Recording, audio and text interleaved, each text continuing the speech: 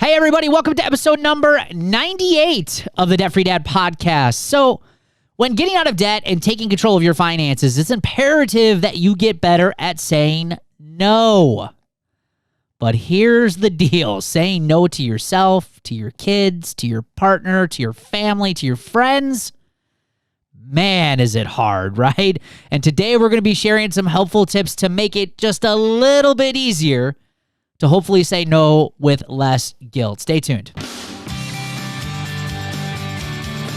Welcome to the Debt Free Dad podcast, where we're helping normal, everyday people learn how to save money and kick debt so they can live a happier and stress-free life. Now here's your host, Debt Free Dad, Brad Nelson. Hey, how's everyone doing today? You can find me on Facebook, Pinterest, YouTube, and Instagram. Just search Brad Nelson, Debt Free Dad. And we'd love to connect with you on one of those social platforms. And guys, speaking of social platforms, our Life Without Payments group has reached over 12,000 people, which is amazing. Considering, awesome. Considering we started that group, I don't know, I forget, like 3 years ago now, and it started out as only just a couple of hundred people there, but over 12,000 people now are in that group. So amazing that there's that many people in that group looking to improve their finances in some ways. So that's really, really cool. So we'd love to invite you in there. Just search Life Without Payments in Facebook. Join us, and we'd be happy to chat with you. We share a lot of great celebrations, extra tips, and things like that. So join us in there. So guys, we're talking about saying no. This is an easy topic, right? No. Well, so let me ask you guys. I'll share mine. I'm not gonna. Let's just ask you guys. What do you guys have? Maybe you could do it both ways. Before you got out of debt, what did you have a hard time saying no to? And now, today, after you're out of debt, like, what do you find you have the hard time saying no to? Yeah, so I think when we were in debt, we didn't have a hard time saying no to anything. I don't think. I think the big things for us were vacations. We did really nice, fancy trips with the kids when they were younger, and we did it a lot. And it was it's just there's only young once, we got to do it now, and we're always going to remember this time. What if we don't ever do it? So it was just we were 100% suckers for that sort of stuff. We spent a lot of money in credit cards and financing those sort of trips. I think it depends on the stage that we were at in our debt, because we would say yes to a lot of things, like going to concerts and paying for extra stuff and doing, going out for dinner whenever somebody called and asked us to. And then we got so far in debt that we had no other choice but to say no. Yeah. So we've kind of done the opposite, a little bit of the opposite, where now that we're out of debt, we have a hard time saying no so that we don't go too overboard. Yeah. Yeah. You bring up a good point, because when you reach financial freedom, or when you start paying off your debt, you actually have more money, which is pretty cool. But at the same time, you almost have to follow the rules that much more diligently, because it's easy to take that extra money and blow it because it's there, right? I think, obviously I definitely relate to you, Ryan, for sure. I mean, we didn't say no to much when I was in debt, but I think for me, the biggest thing I had a hard time saying no to back then was like FOMO type stuff, fear of missing out. I went to a ton of Green Bay Packer football games and in my 20s, and they were not cheap to go to. That's just one example, but concerts and going out to eat, and when you're in your 20s, I didn't have my first son Noah until I was in my early 30s, and so hanging out at the bars and going out with friends all the time, like I can't even tell you the thousands of dollars that was probably on credit cards just for lifestyle stuff, just hanging out and just being with people. Those were probably the big things for me. But, guys, why do you, why is saying no so hard, though? Because this comes up a lot. I mean, Amber, you're in Roots. I mean, you're a team member with us in Roots. I mean, you hear this a lot. Like, a lot of people, this subject comes up more often than not, is, saying no. Saying no to friends and family, saying no to my spouse, saying no to myself. Why do you guys think this is such a hard topic? I think it's really hard because you don't want to disappoint people. You don't want to upset people. And you feel guilty for saying no to certain things.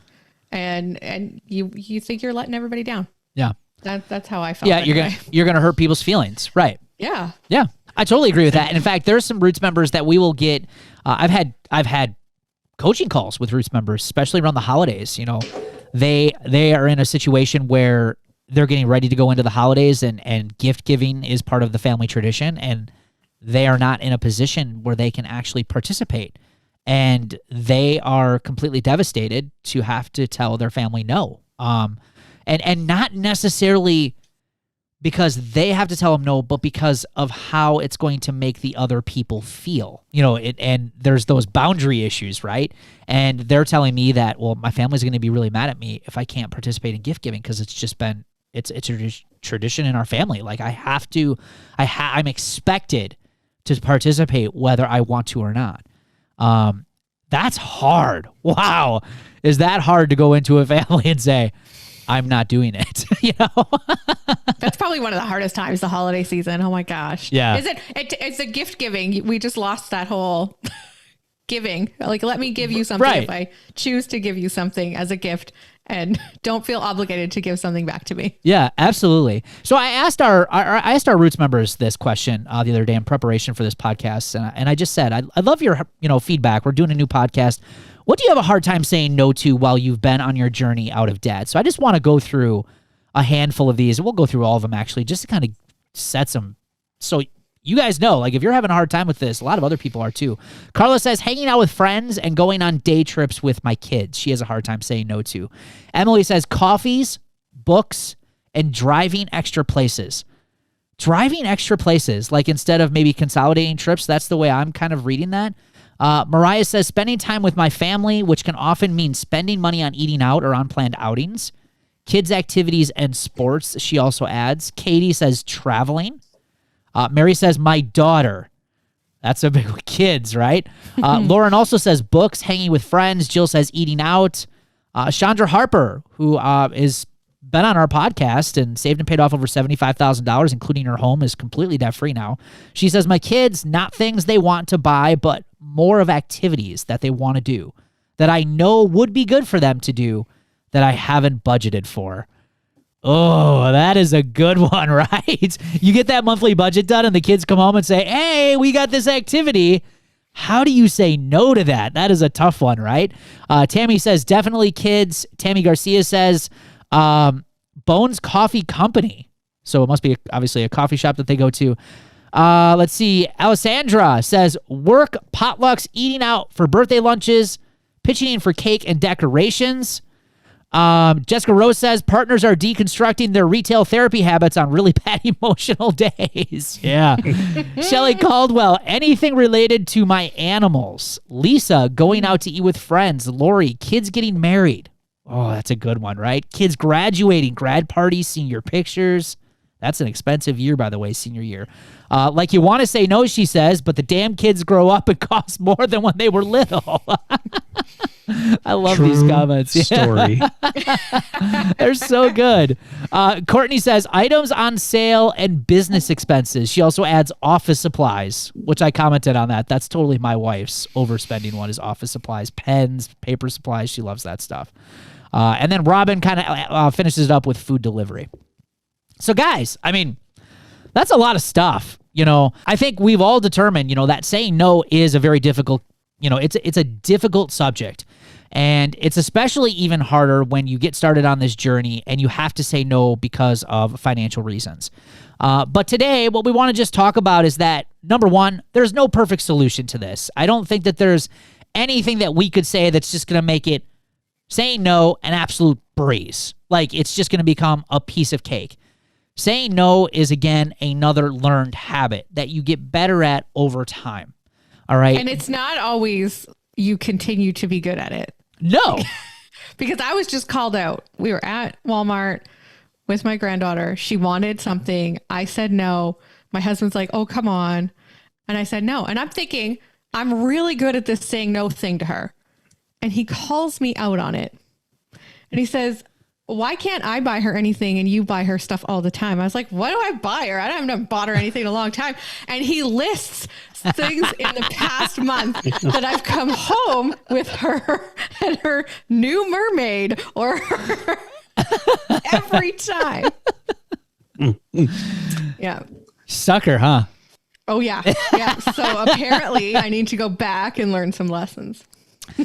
Well, I think the first thing and again, these are all things that have helped me, and you guys, you guys share what's helped you guys. But number one, and this was not at first, but over time, I got okay being selfish. I did. And I know like we're taught like, oh, being selfish is just an awful thing. You shouldn't do it. And, you're only looking out for yourself. But here's the reality. Nobody else is going to stand up for your financial life but you. Nobody else is going to step in and say, you know what? You probably shouldn't do that or do this because you can't afford it. No, in fact, it's quite the opposite. Your closest friends and family are probably going to be the biggest culprits for tempting you to cross over your boundaries to spend money.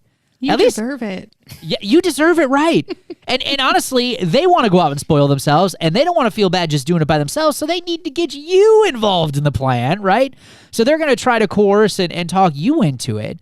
But here's the thing when it comes to being selfish. By saying no, you're also saying yes to a healthier financial life and reaching your goals. That's the thing. And we're going to talk about yes here in a little bit, because I think it's important to also know what you want to say yes to. But I think the thing when it comes to being selfish or saying no, I think the thing we got to get in our heads is if you want to get out of debt, it's temporary.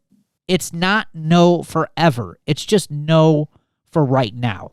All right. And that's the one thing that we've kind of got to get through. We've got to kind of pick and choose what are the things that we will allow and will say yes to, and what are the things that we're going to definitely just stay away from for right now. But guys, and we were kind of talking about this before we hit the record button. This is all easy to talk about. But, when you say no, what kinds of things have happened to you guys when you said no along this journey? Yeah. So for me, it's a lot that we had to own this early on because, and I think for us, it was important. But one of the number one things that we always got every time we said no, why? Like people want to know why.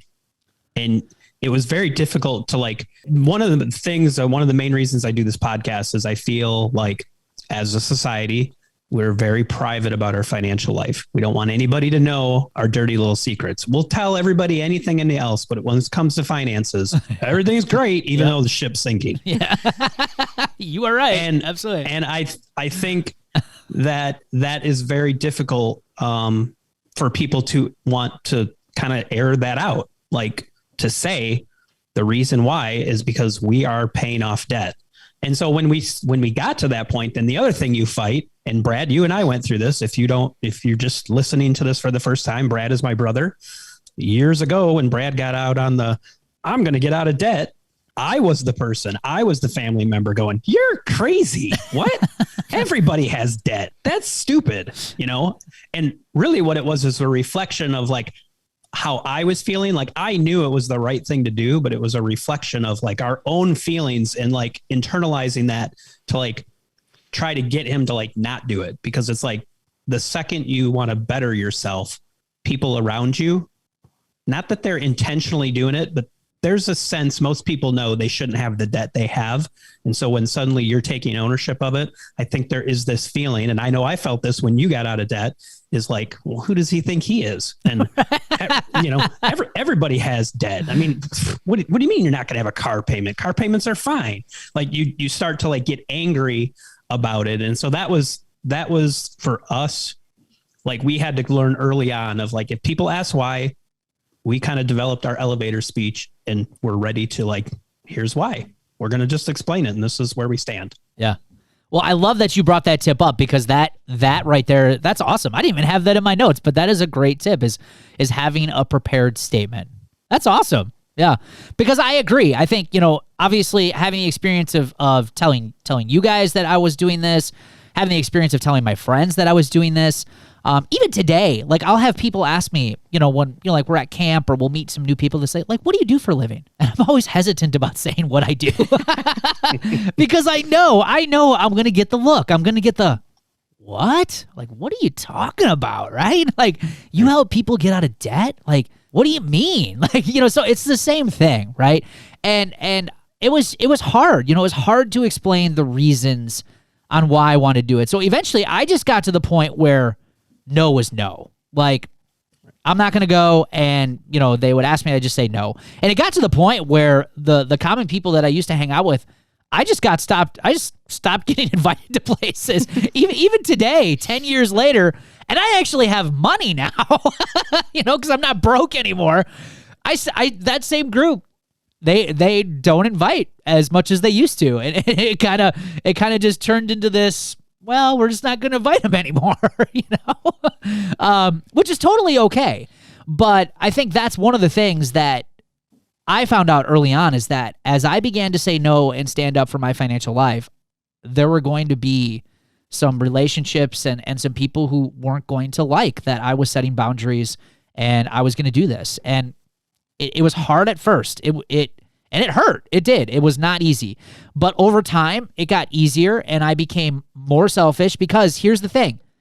I was reaching my goals. I was building that emergency fund. I was actually paying down my credit cards. It was working. So, like, here I am. I feel a little bad about saying no, but on the inside, I'm like, this is freaking awesome, right? Because I've never done so well with money in my life, and here I am taking control, and it's like, if these guys aren't going to support and cheer me on, well, to hell with it. I'm just, forget them, you know? I need to keep moving forward, and that's what I did. I don't regret that one bit. So I think you do have to get a little selfish when you're going to start getting better at saying no. You have to stand up for your financial life, and you have to say no more. I'm not going to do this. We're not going to contribute more to our own, you know, financial stress. We're going to do something about it. And one of the best ways to do that is get better at saying no.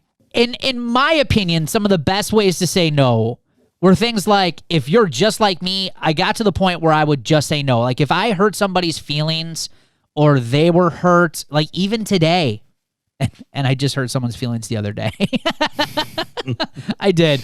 It was somebody that we know, and it wasn't even financially related. It was just a no, and they were not happy about it. And I was just like, oh well, you know. I've just gotten really good at it. And I was talking to Sarah about this today. I said, what do you feel I have a hard time saying no to? And she said Legos, and I was like. See, I don't think that's one because, you know, we did the whole podcast episode where, you know, I spent that, you know, large amount of money on Legos and I still have some of those sets I need to build. I said, when's the last time you've seen me bring a Lego set home? And she's like, oh yeah, good point. She's like, well, how about camping? I'm like, yeah, but we budget for that every single month. Like, we have a plan. Like, I'm saying yes to camping, but we also have it in the budget. Like, I don't go overboard on the budget all the time with camping, maybe once in a while.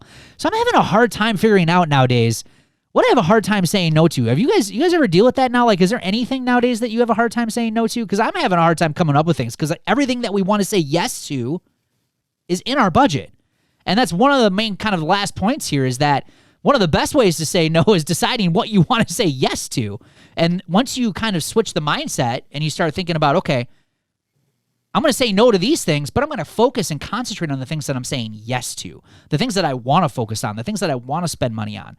And once we started doing that, I didn't feel like I was really depriving myself of much anymore. I mean, so for us, to this day, and I think we've covered this in other podcasts, like we budget money that's kind of our just like blow money.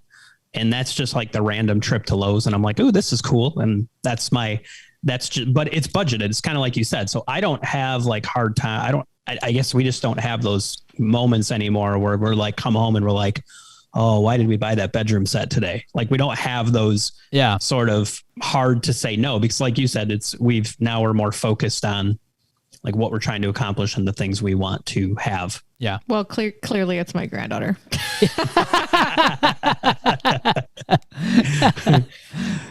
So everything else I'm pretty good at, but apparently I need to budget more for her. Yeah. And I should go back, guys. I should mention some of these other tips because these are really good. You know, the people, like if you're having close friends and family and you obviously care about that relationship, some of the best things that you could do also is just talk to them about it.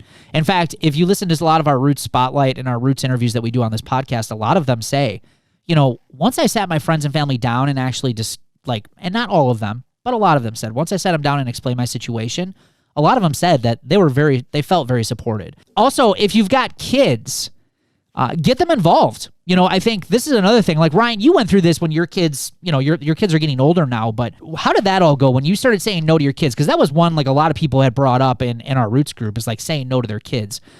Can you talk about how that went with you. I will say what Noah said to me. He's like, Dad, what's your podcast on tonight? And I said, one of the episodes is about saying no. He's like, you'll be great at that. I was like, I know I'm doing great because I know my son's being honest with me. He knows I'm good at saying no.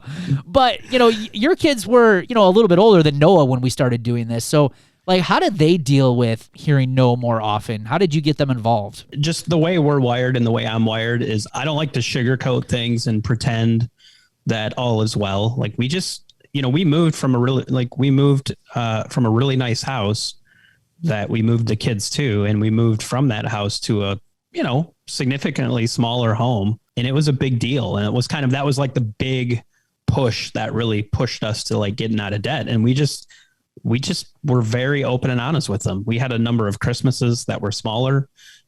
We had, less activities. We still went on vacation, but it was more like, we're going to go see grandma or grandpa. We're going to stay at their place. It wasn't any more fun, cool, awesome trips. And we were just upfront about it and what we're trying to accomplish and what we were doing. We shared like the mistakes we had made, and also in doing this, what we want to teach you now, what we're trying to show you.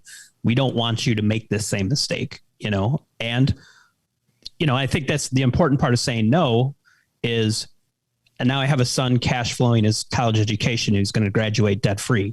I have a daughter who's started college, already has the money to pay for half of her college education and is working and will do that. When you say no, you're going to hurt feelings. But when you say no, you're also going to change people's lives, because people are going to come around you and they're going to be like, oh, you're doing that. You said no. It's changed our life down the road. We've said no. We have family that's come to us. We've changed their lives. We've helped them and given them advice, and now they're out of debt. And so you will lose things, and you might lose some friends, or you might lose some relationships, but you will potentially gain just in an enormous amount, like satisfaction and the ability to change your family tree. Like, we truly feel we're setting our kids up. Now, the choices they make in the future, that's on them. If they want to go the road we did, that's them. But yeah. I feel like we're changing the family tree for them, and what debt is and how it's used and what you should be doing with it. Yeah, absolutely. Well, I think you're talking about the benefits of opportunity costs. Right. When you say no, not only, are you getting something for that, usually it's not immediate, but it's in the future. Like, for instance, less financial stress and out of debt. But, like you said, you're setting a better example for other people. And 78% of people are living paycheck to paycheck right now. And you're right. I think we've gotten a lot of people interested in taking this journey, or at least looking in and joining our Facebook group. It's interesting, some of the people that join our Facebook group, because, I know them, I'm friends with them, or have met them before, and they'll join a few months after we've met them, because, again, we know a lot of people are struggling with this. You're absolutely right. And by saying no, you're also giving them the permission to say, you know what, maybe I need to start doing that more often too. Absolutely. So, guys, at the end of the day, it's like we said, this is not an easy topic to cover, and it's different for everybody. And what's easy to say no for one person is completely hard for the next person. So I think the point is, though, is that, number one, you got to understand, no one is going to stand up for your finances. You've got to be willing to do that. And you got to be willing to stand your ground. Now, you're not going to win that battle every single day, but the more battles you win moving towards the future, the better off your financial life will get. And eventually, you'll be able to say yes more often. And all honesty, you might even find that you're okay still saying no to a lot of those things, because you might realize that they just weren't all that important to you. Hey, if you love planners, this is for you. But do you know why planners frustrate me? Because they only really get it half right. Now, sure, they're really good and fancy about helping you manage your time, which is really important, obviously. That's what a planner's for. But where they get it wrong is money, the second most valuable resource in our lives. Most planners don't include any financial planning. Things like, keeping track of paydays, bills, due dates, spending, yearly expenses, budgets, cash flow planning, debt elimination plans, and goal planning, right? None of that stuff. That's a real pain. And then what? Then you got to create your own in some silly binder, right? And who has time for all of that stuff? So instead, what happens? Nothing, right? A lot of people tend to ignore their finances even more, and things only get worse. Well, that all ends today, because I am so excited to announce and release my brand new, totally awesome Debt Freedom Planner. This thing's awesome, by the way. Now, before you say, Brad, I've already got a planner. This is not an ordinary day planner. This is the Debt Freedom Planner, which is a companion tool that works with your day planner, and it's built to help you manage your money, pay off more debt, and melt away financial stress. And I believe this is the tool that a lot of people who want to take control of their finances have been waiting for. So head on over to therealdebtfreedad.com, click on the Debt Freedom Planner in the menu to get access to your planner today. Hey, what's this I see? I thought this was a party! Let's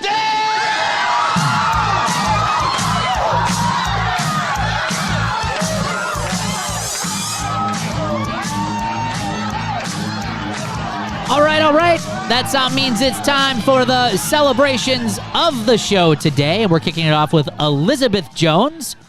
Elizabeth paid $1,000 in the past 2 weeks on my Discover card.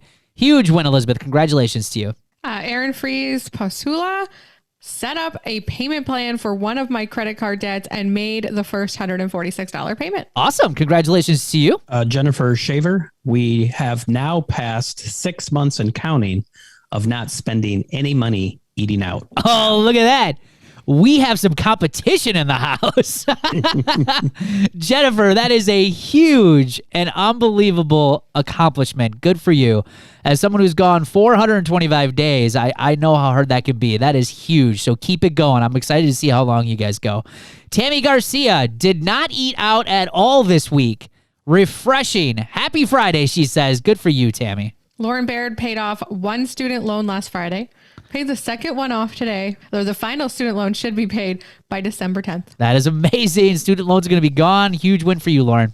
Vicky Vega, for a few weeks, I was off track, but I was able to stick to this week's budget. Awesome. Huge win for you, Vicky. Yep. Don't give up. Just keep at it. There are going to be some ups and downs along the way, but just stick with it. Good for you. Hey, thanks for hanging out with us here today. We love your feedback, and it also helps us grow our YouTube show. So please give us a like or leave us some honest feedback on this video. And if you want the latest from the show, obviously be sure to hit that notification bell and subscribe to our channel. And for the latest resources, or if you want more information on how to kick debt and financial stress, please be sure to check out the links in this video or head over to therealdebtfreedad.com. We'll see you guys on an upcoming show. Take care.